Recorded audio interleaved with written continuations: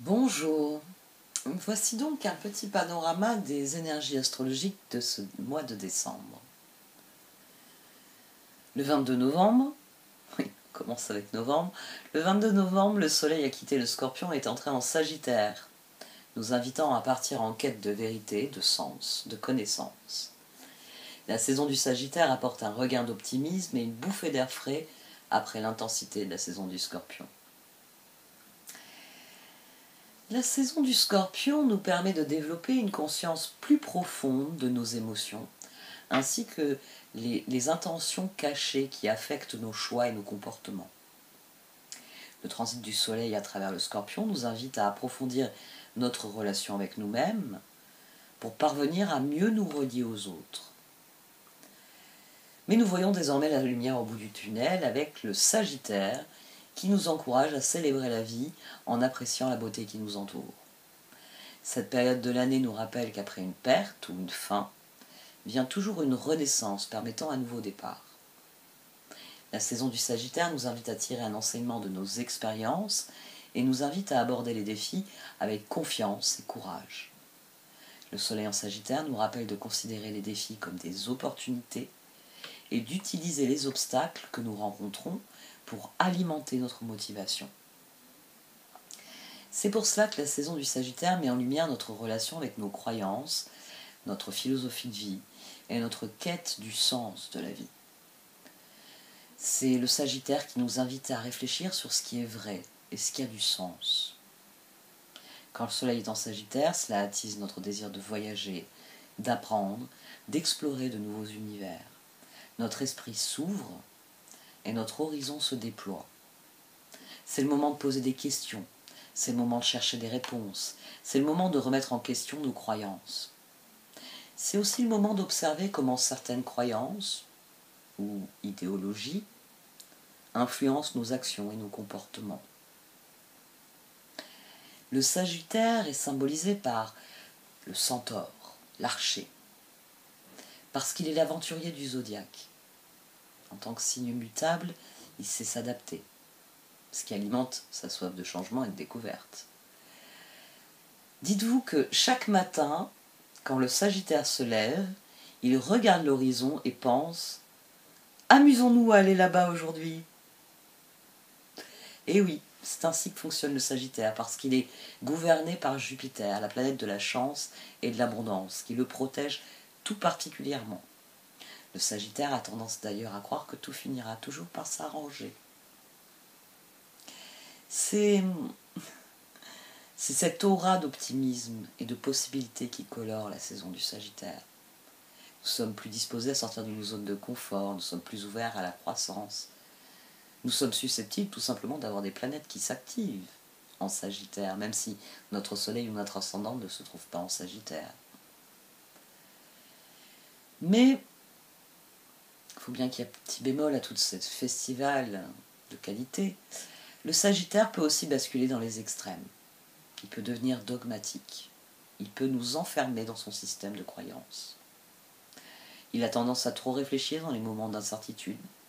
Et il masque souvent son anxiété ou ses insécurités sous une façade enjouée. Et lorsque son énergie ardente a besoin d'un exutoire, ça peut se manifester sous la forme de commentaires plutôt brutaux, plutôt directs, et souvent assez inconsidérés. Oh, il va vous ouvrir les yeux, mais avec une bonne baffe. Le Sagittaire peut aussi être très difficile à cerner parce qu'il peut passer d'une chose à l'autre sans rien mener à son terme. Ce sont les ombres, on va dire, de ce signe. À présent, je vais surtout vous parler des transits qui auront lieu durant ce mois de décembre. Alors, on commence en beauté puisque Mars est entré en Sagittaire 2 jours après le Soleil, le 24 novembre. Je parle de ce transit parce que il est très important durant tout le mois et c'est le coup de pouce dont vous pourriez avoir besoin pour réserver ce voyage dont vous avez toujours rêvé, pour vous inscrire à ce cours qui vous intéresse, ou encore déménager dans un nouvel environnement. Après tout, Mars est entré en Sagittaire. Hélas, 3 fois hélas, Mars forme également un carré difficile avec Saturne. la planète de la structure et de l'ordre. Et Saturne va obliger Mars à rechercher un semblant d'équilibre entre obligation et fantaisie. En fait, d'après Saturne, qui hurle au va-t-en-guerre qu'est Mars, fais gaffe avec ton bordel, parce que si tu casses quelque chose, je t'obligerai à assumer tes responsabilités en le remplaçant. J'en ai déjà beaucoup parlé, et bien sur la pleine lune en Gémeaux. Revenons-en aux prochaines énergies. Vénus entre en Scorpion le 4 décembre et nous serons plus à l'aise dans l'intimité et nos passions pourraient nous transformer. Neptune termine sa rétrogradation le 6 décembre et le brouillard qu'il a créé va commencer à se dissiper. Mais nous ne le ressentirons probablement pas pleinement avant janvier, puisque la rétrogradation de Mercure débute peu après, le 13. Avant cela, nous aurons une nouvelle lune en Sagittaire le 12 décembre qui va nous reconnecter avec notre vérité personnelle afin que nous soyons plus fidèles à nous-mêmes et menions une vie plus authentique. Le Soleil et la Lune seront en carré avec Neptune en Poisson, ce qui nous invitera à prendre conscience de ces moments où nous sommes tentés de nous mentir à nous-mêmes ou encore de mentir aux autres. Mais cela nous obligera surtout à admettre ce que nous refusons de voir d'habitude. Et oui, carré avec Neptune, il faut finir avec les illusions. Surtout que la Lune sera largement en conjonction avec Mars, et je vous avais dit à la pleine Lune en Gémeaux, en ce moment, Mars met son nez dans toutes les affaires de la Lune. Et Mars, lui, va nous inviter à comprendre notre colère, ce qui ne sera pas plus mal, ainsi que nos désirs et nos impulsions. On en revient à Mercure le lendemain, puisque Mercure deviendra rétrograde le 13, au lendemain de la nouvelle lune en Sagittaire. Et, ben oui, rétrograde, je sais, il va créer des complications. Mais n'oubliez pas que les complications que créent les rétrogrades de Mercure nous aident à résoudre les problèmes. Ça nous aide à affiner nos plans, ça nous aide à nous réorganiser. Ben, après tout, une nouvelle année qui commence, nouveaux objectifs, nouvelles envies, nouveaux projets. Donc je pense que ce transit, cette rétrogradation de Mercure sera bénéfique, car il nous permettra de passer en revue l'année qui vient de s'écouler, afin d'en tirer la substantifique moelle si chère à Rabelais. Ouais, je repasse mon bac de français avec ma fille en 2024, alors il faut que je révise mes classiques. Le soleil entrera en Capricorne le 21 décembre et nous allons pouvoir nous concentrer efficacement sur nos objectifs pour la nouvelle année. En fait, nous serons juste à la fin de la rétrogradation de Mercure en Capricorne, donc autant dire que nous serons plus que concentrés sur un objectif, sur la direction que prend quelque chose, sur une responsabilité qui est important que nous assumions. Mais bon, le 23, en raison de sa rétrogradation, Mercure revient en Sagittaire, où il forme une conjonction avec Mars, le 27. C'est prometteur, oui, mais tous deux seront au carré de Neptune. Il faut voir les choses clairement pour déterminer le champ d'action. Mercure conjoint à Mars en Sagittaire.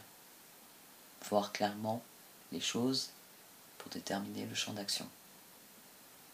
Hélas, voir clair pendant un carré à Neptune, ça signifie qu'on accepte de voir nos illusions s'évanouir. Et ça, c'est pas toujours facile.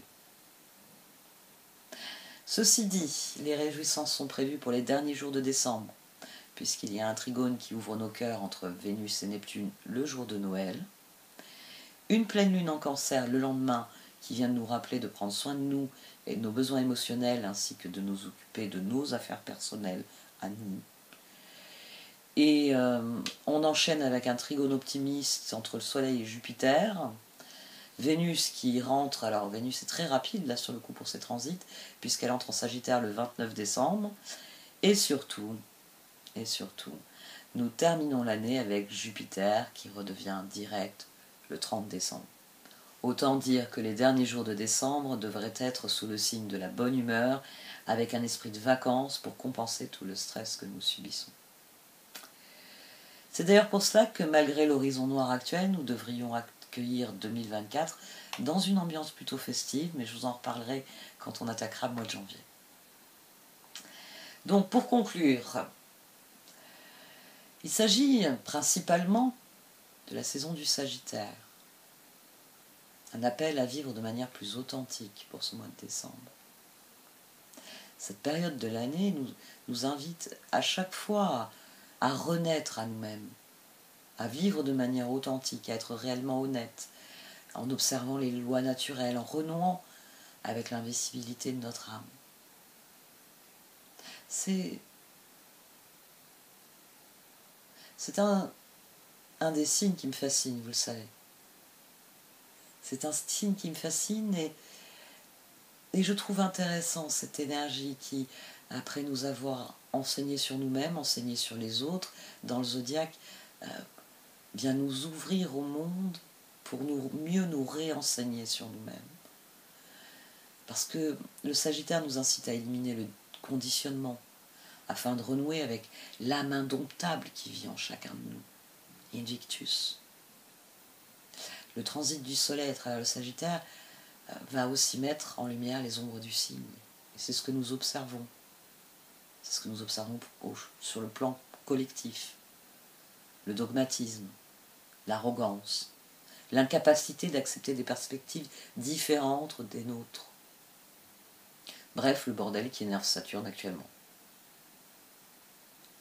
Ouais, moi aussi, je dois l'avouer. Donc, l'expression déformée de l'archétype du Sagittaire est à l'œuvre aujourd'hui, au point de vue collectif. Ça va être, à mon sens, ça va être souligné dans les semaines à venir, avec cette tendance qu'a désormais notre société pour déformer les termes. Ça aussi, j'en ai beaucoup parlé, au pleine lune en Gémeaux, le sens des mots. Mais ce que nous déformons actuellement, c'est la notion de liberté. Et nous le faisons pour échapper à nos responsabilités. Et donc, l'énergie du Sagittaire est extrêmement intéressante parce qu'elle nous donne l'occasion d'observer notre relation avec la liberté. Elle nous donne l'occasion de remettre en question nos croyances sur la liberté. De réfléchir à ce que la liberté signifie réellement pour nous et ce qu'elle signifie sur le plan collectif. Et donc, comment trouver plus de liberté dans notre vie actuelle, dans notre société. D'ailleurs, si vous avez des solutions au niveau collectif pour que ce soit moins le bordel, je dois avouer que moi, comme beaucoup d'autres, on est preneur. Donc n'hésitez pas à le dire en commentaire. Bon, je vais m'arrêter là. Pour ceux que ça intéresse, on va dire, les développements sur ce sujet, vous pouvez vous référer à la vidéo que j'ai faite sur la pleine lune en Gémeaux et les prochaines vidéos qui sûrement reviendront sur mes dadas favoris, c'est vrai. Bon, j'arrête ce coup-ci. Merci de m'avoir écouté, vous pouvez liker, commenter ou partager cette vidéo. Au revoir.